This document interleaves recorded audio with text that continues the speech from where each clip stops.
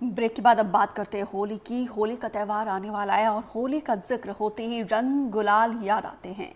होली के मौके पर लोग अपनों को रंग लगाते हैं, लेकिन केमिकल वाले रंग होली का मजा किरकिरा करते हैं, जिसके चलते अब कई लोग इन रंगों से दूरी बनाने लगे हैं। लेकिन गरियाबंद के मदनपुर गांव में एक स्वयं सहायता समूह 100% ऑर्गेनिक रंग बना रहा है। इन समूह को गांव की ही महिलाएं चलाती हैं। यहाँ पर हरा धनिया, पालक, चुकंदर, पुदीना, गुलाब, गेंदा, पलाश और अपराजिता के फूलों से खुशबूदार हर्बल गुलाल बनाए जाते हैं। ये गुलाल न सिर्फ पर्यावरण के लिए अच्छे हैं, बल्कि इनका कोई साइड इफेक्ट नहीं होता है।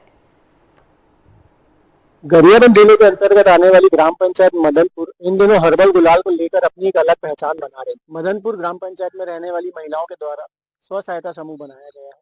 इस स्व सहायता समूह के माध्यम से हर्बल गुलाल का निर्माण किया जा रहा है, जिसे मदनपुर सहित गरियाबंद जिले के आसपास के गाँव में भेजा जा रहा है और आमजन इसे काफी पसंद भी कर रहे हैं। आज हम महिला स्व सहायता समूह के साथ इसके निर्माण से लेकर इसके बनाने की पूरी प्रक्रिया को देखेंगे भी और जानेंगे।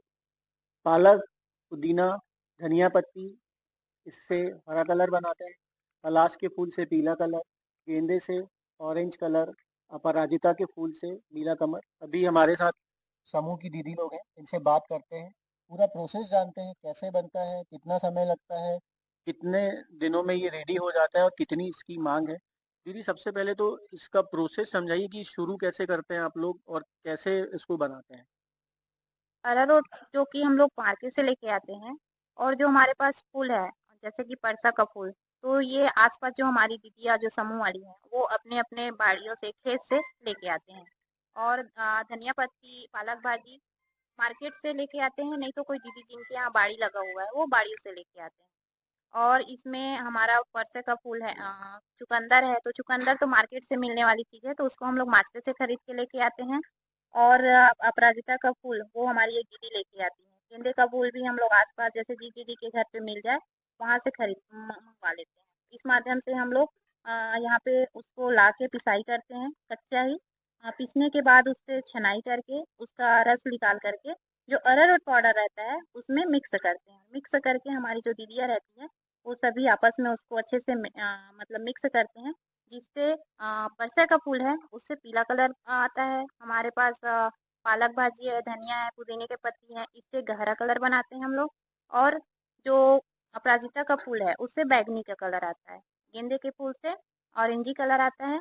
और चुकंदर है, चुकंदर के रस से हल्का गुलाबी कलर आता है। इस तरीके से हम लोग यहाँ 20 से 25 दीदियाँ मिल करके गुलाल बनाते हैं।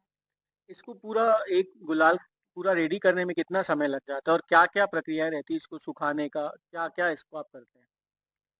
गुलाल बनाने के लिए 2 दिन का समय लगता है। 1 दिन मिक्स करने के बाद उसको छाँव में सुखाना रहता है, तो उसके लिए 1 दिन दिन का या नाइट का 1 नाइट का ज़रूरत रहता है। उसके बाद नेक्स्ट दिन जैसे सूख जाता है, तो शाम तक उसको मिक्सी से पिसाई करना पड़ता है, क्योंकि पा रस से मिला हुआ रहता है, तो थोड़ा-सा उसमें दरदरापन आ जाता है। तो उसको मिक्सी से पिसाई करते हैं। पीसने के बाद उसको फिर से एक बार छनाई करते हैं, ताकि उसमें कोई मिट्टी-गिट्टी कुछ ऐसा कुछ रहे मत, जिससे त्वचा को नुकसान पहुँचे। छनाई करने के बाद हमको वज़न करके फिर उसका पैकिंग करते हैं, तो लगभग 2 से ढाई दिन का समय लगता है। तो कितनी कॉस्टिंग आती है गुलाल बनाने में कितनी कॉस्टिंग आप लोगों को आती है और इसमें फिर कितनी बचत होती है आप लोगों को? और जो बचत होती है उसको आप लोग कैसे इस्तेमाल करते हो उस राशि का? कॉस्टिंग मार्केटिंग में माँग रहता है उस हिसाब से है। जैसे कि हम लोग अभी जितना भी बनाए हैं उसमें हम लोग को 10 से 12 हज़ार तक का कॉस्टिंग लग चुका है।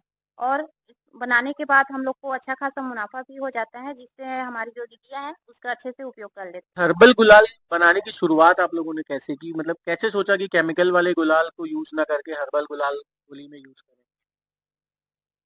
हम लोग सब गाँव की दीदियाँ हैं, तो अक्सर हम लोग क्या करते हैं कि गाँव में कुछ पैसा बचा सकें और घर पे अपना जो भी ज़रूरत की चीज़ें हैं, उससे हम लोग घर पे हर्बल गुलाल हल्का-फुल्का बना के रखते थे, जो हम लोग अपने-अपने घर पे यूज़ करते थे। फिर हम लोग ने ये सोचा कि चलो कहीं ना आज के डेट में केमिकल युक्त गुलाल मिल रहा है मार्केट में, तो क्यों ना हम लोग इसको मार्केट में लाया जाए। ये सोच करके हम सभी की समूह की महिलाएँ की दीदी अ, हर्बल गुलाल बनाने का सोचे और मार्केट में लाने का सोचे, जिससे किसी को नुकसान ना हो। अभी इसकी कितनी माँग है और ये कहाँ-कहाँ जब गरियाबंद है, मदनपुर है, इसके आसपास के गांव में कहाँ-कहाँ इसकी कितनी मांग है और कैसे आप लोग इसको भेजते हैं यहाँ से?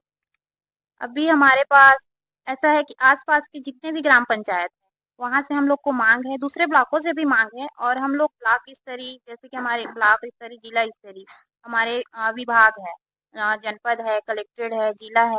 यहाँ हमारे विभागों के सर इसमें हमारे सर लोग का भी ये रहता है कि हम लोग इसका मार्केटिंग करें।